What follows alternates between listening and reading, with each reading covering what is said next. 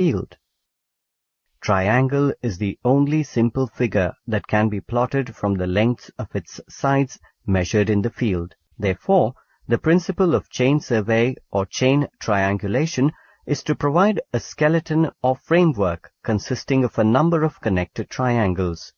After completing this module, you will be able to apply the procedure of triangulation to estimate the extent of land, describe the methods of computing the chain angles. Let's observe the step-by-step description to measure the area of the given field by chain triangulation. As a first step, gather these instruments: a chain of 20 or 30 meters, arrows as required, ranging rods as required, and pegs as required. Identify the field whose area is to be measured. Now, establish the survey stations. As you know, the survey station is a prominent point on either at the beginning or the end of the chain line.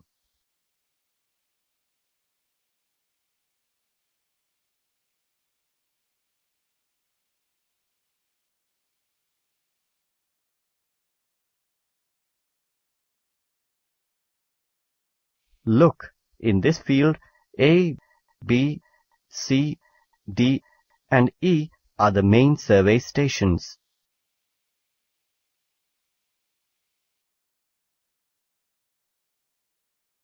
You know that any line joining the main survey stations is called a main survey line.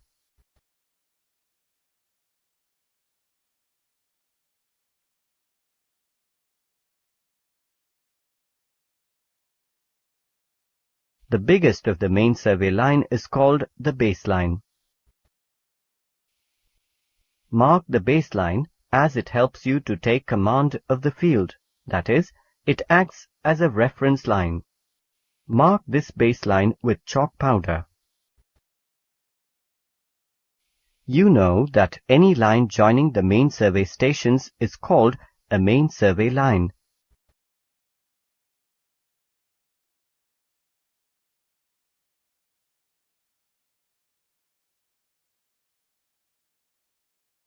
The biggest of the main survey line is called the baseline. Mark the baseline as it helps you to take command of the field. That is, it acts as a reference line. Mark this baseline with chalk powder. Divide the area into triangles.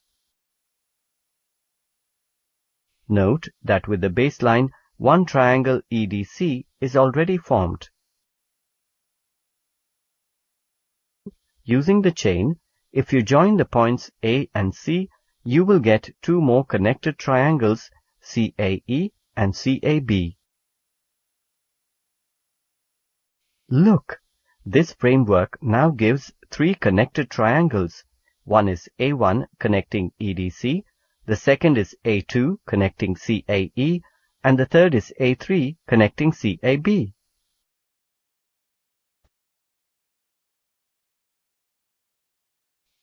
Once you have the area of each triangle, you have to sum up the areas of all triangles.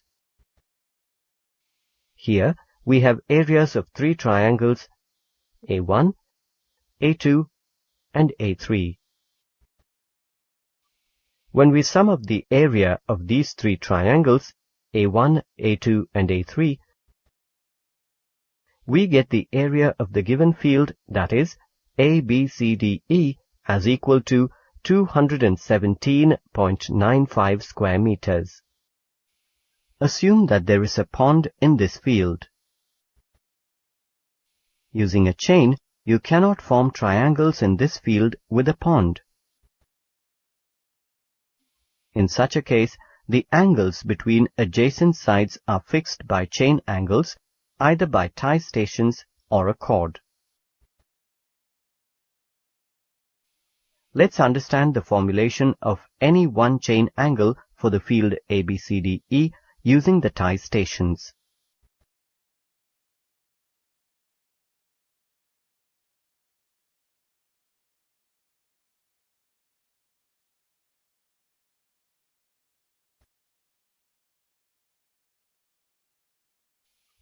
On the main survey line AB, fix the tie station T1 at some distance, say 3 meters from A.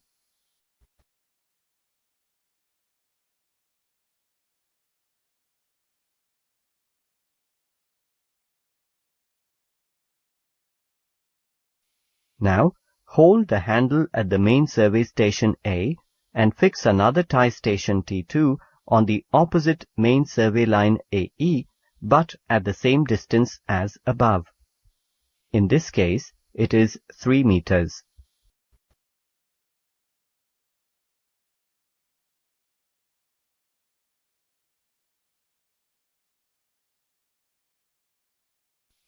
Use a tape or chain to measure the distance between T1 and T2.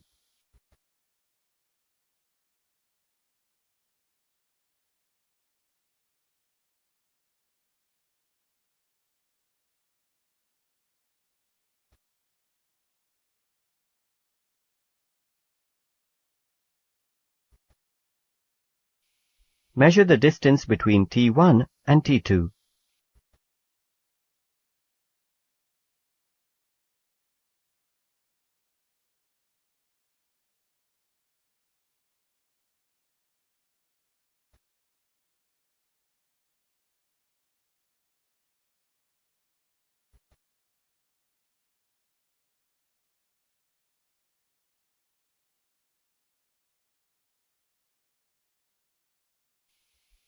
Now, the principle of chain survey or chain triangulation is to provide a skeleton or framework consisting of a number of connected triangles. The steps for estimating the extent of land using chain triangulation are: Step 1. Gather the instruments. Step 2. Establish the survey stations. Step 3. Establish the baseline. Step 4. Divide the area into triangles. Step 5. Measure the length of all lines. Step 6. Calculate the area of each triangle. Step 7. Calculate the sum of the areas of all the triangles. The two methods of computing the chain angles are by using tie stations and chord. You have seen that surveying is a method of showing the relative positions of objects on the ground. Do you know, by showing the relative positions by means of offsets and oblique lines, you can locate ground features? Let's find out how we can locate ground features by going through this module. Locating ground features. Welcome. After completing this module, you will be able to identify the types of offsets, state the use of different survey lines and running perpendicular lines to a survey line from a point, and an offset is basically a distance measured from a survey line to a certain point or object located on one side of the line. Offsets are taken to know the distance between a survey line and a point or an object. For example, on this plan, let us take a look at how we can know the distance from the baseline to each of the points A and B. As there are no obstacles between the baseline and A, you simply need to run a line from the baseline to the point A, so that it is perpendicular to the baseline. This perpendicular line is called the perpendicular offset. But what about an offset to connect B with the baseline? As you can see, there are obstacles between the baseline and B, making it difficult for a perpendicular offset to be taken between the baseline and B. So, you must take an offset from the baseline at a point which is closest to B, although not perpendicular to it.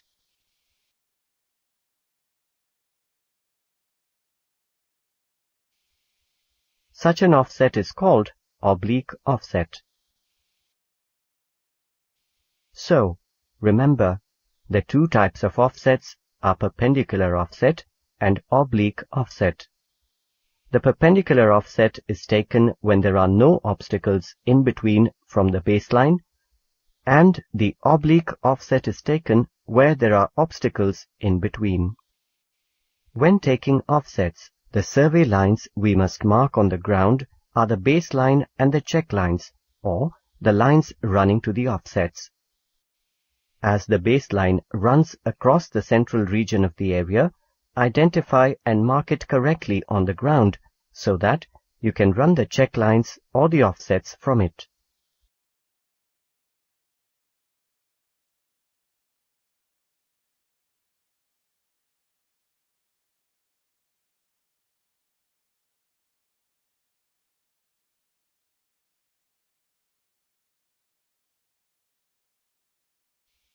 Once you have taken the perpendicular offset and measured it with a tape, you can show it on the survey plan as a check line. In order to take an oblique offset from the baseline, identify the point on the baseline that is the closest to the oblique offset point, without any obstacles in between. Once you have measured the oblique offset, you can show it on the survey plan as a check line. So, remember, the baseline and the check lines are the important survey lines while taking offsets. You can use the cross staff to take the perpendicular offset and the chain to take the oblique offset. We've had a look at the types of offsets. Now, let us find out how to locate ground features using the chain or tape and offsets.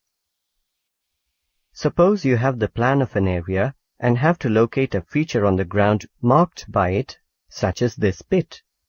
By running offsets at the opposite ends of the pit, points A and B, you can locate the pit on the ground and check whether its position is correctly shown on the map. The perpendicular offset to A can be taken at A by setting a cross staff at the baseline directly opposite it, and then running a chain or tape to it. And an oblique offset can be taken at B by running a chain or tape from B to the point on the baseline nearest to it. By comparing the lengths of these offsets with those on the plan, we can check whether the position of the pond is correctly shown on the plan. So, remember, by running offsets on the ground with the help of cross staff and chain or tape, you can locate ground features and check their position on plans.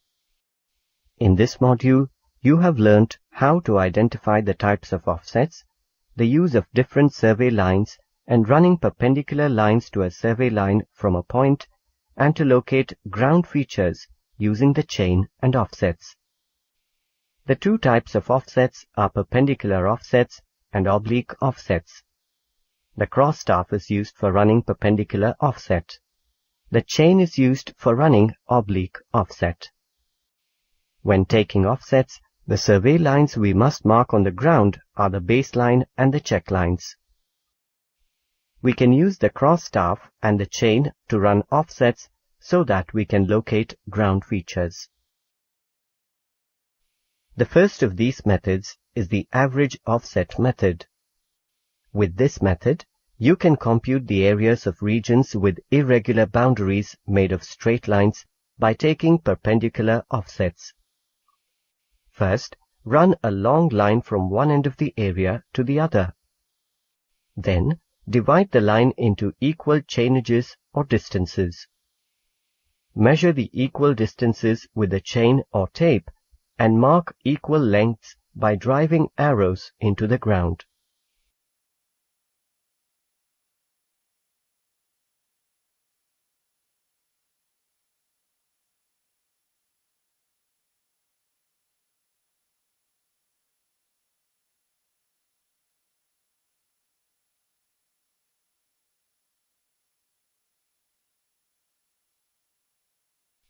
To the extent possible, try and keep the chainages equal.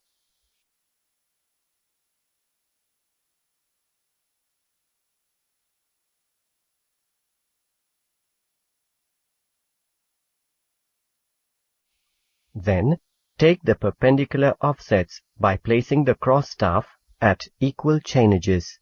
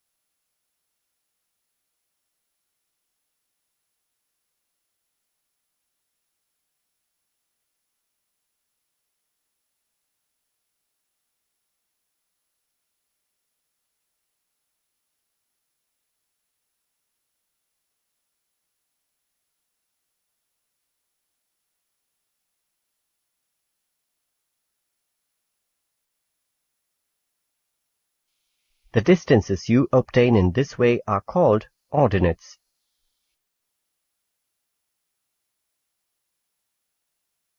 Ensure that you take the offsets in such a way that the end of one ordinate is joined to the other by a straight line of the irregular boundary. Once you have the required number of offsets in the area, you can calculate the area with the formula. To follow the mid-ordinate method, you must draw ordinates at each of the points of division of the baseline. To obtain the required area, multiply the average of these ordinates with the length of the baseline. For example, the trapezoidal rule is applied in the case of areas where each part is assumed to be a trapezoid. The trapezoidal rule can be stated as follows. To the sum of first and last ordinates, add twice the sum of intermediate points. Multiply the total sum thus obtained by the common distance between the ordinates. 1/2 of this product gives the required area. Simpson's rule is applied in areas where the boundary lines are like curves and arcs. The rule can be stated as follows. To the sum of the first and last ordinates, add 4 times the sum of the even ordinates and 2 times the sum of the odd ordinates. This sum, multiplied with 1/3 of the common interval between the ordinates, gives the area. As the results obtained by using Simpson's rule are more accurate, it is used when greater accuracy is required. If trapezoidal and Simpson's rule are to be applied, then note that the interval between successive ordinates must be uniform throughout the length of the baseline. If the interval is not the same, divide the baseline into different sections, each having the same interval. Calculate the areas of each section separately and add them up to get the required. In this module, you have learnt the steps involved in field data entry and cross-staff survey for estimation of areas, and also to find the area by using chain and offsets. In the average offset method, the area is computed by dividing the baseline into equal chainages and taking perpendicular offsets by placing the cross-staff at equal chainages. In the mid-ordinate method, ordinates drawn at each point of division of the baseline are used to compute the area. In the trapezoidal rule, this formula is applied to compute the area. Similarly, this is the formula to be used for computation of area by the Simpson's rule. To know the extent of land with a cross-staff, you must first establish the base line of the area.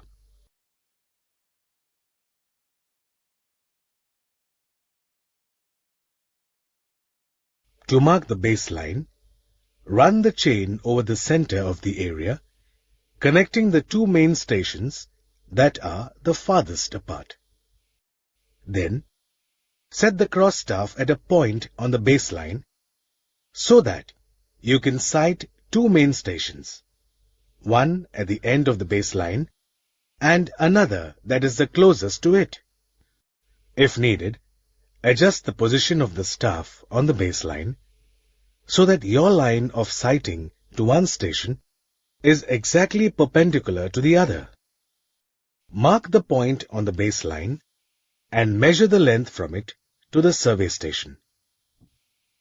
As you know, this position is called the offset. In the same way, move down the baseline and mark the other points on it that connect it to the other offsets, and take the respective measurements.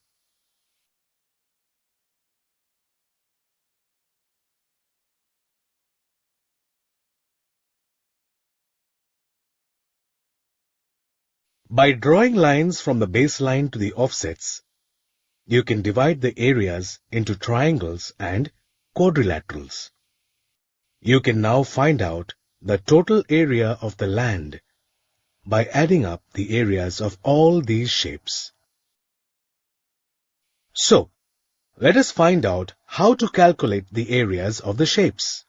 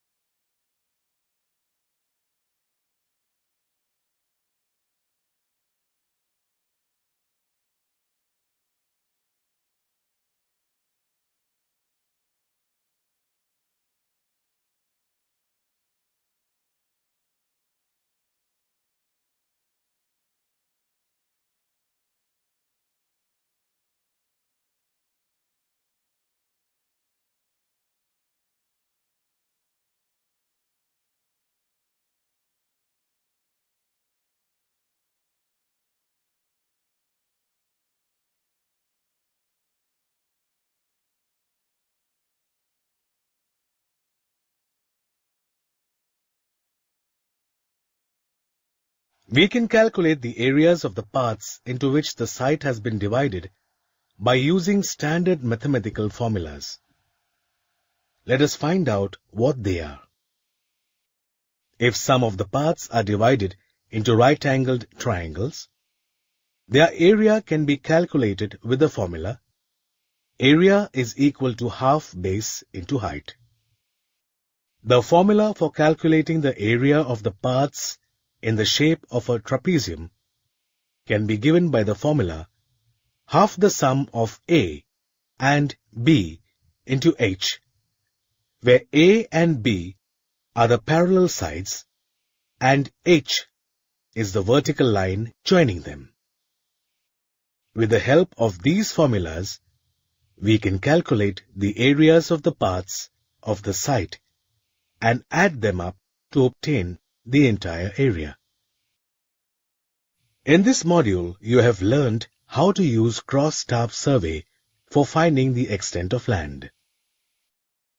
To find the extent of land with cross-staff survey, you must carry out a number of steps, such as marking all survey stations, running a chain along the baseline, setting the cross-staff along the baseline, taking offset measurements, dividing the area into parts.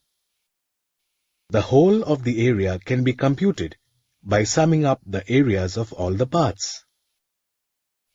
You know that chaining is a standard technique used in surveying to measure distances between objects so that their relative positions can be shown accurately on a map or plan. Sometimes, surveyors encounter some basic problems when they are trying to obtain points of reference at places other than the chain line. So, what are these basic problems in chaining? How can we solve them? Let's find out the answer to these questions in this module, Basic Problems in Chaining. After completing this module, you will be able to apply the procedure for erecting a perpendicular from a point on a chain line, dropping a perpendicular from a point to a chain, and running a... The first of the basic problems in chaining is erecting a perpendicular from a point on the chain line. The perpendicular can be erected by a method called the 3-4-5 method. Let us find out what this method is. In this method, a measuring tape is shaped into a right-angled triangle so that the triangle's base begins at the given point on the chain line and the triangle's top is perpendicular to the given point. Let's see how this can be done. First, mark the point on the chain line at which the perpendicular is to be erected with an arrow.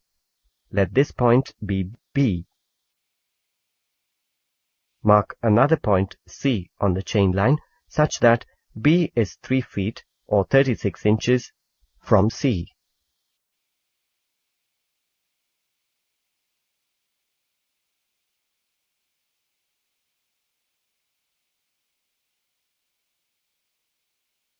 Keeping the 3 feet mark held at B, roll out the tape vertically above B up to the 7 feet or 84 inches mark. Let's say this is point A.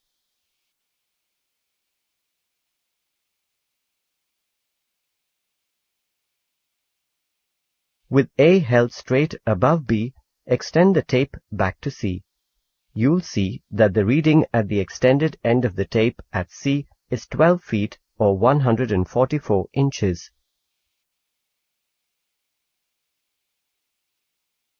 As you can see, you have formed a right-angled triangle ABC with the tape. As a result, any point on AB will be perpendicular to BC at B. This method is called the 3-4-5 method because a tape length of 12 feet is shaped into a right-angled triangle having sides measuring 3, 4, and 5 feet. So, remember, to erect a perpendicular point from a point on the chain line, follow the 3-4-5 method. The second basic problem in chaining is dropping a perpendicular from a point to a chain line. Here, let's say AB is the chain line and C is the point from which the perpendicular is to be dropped.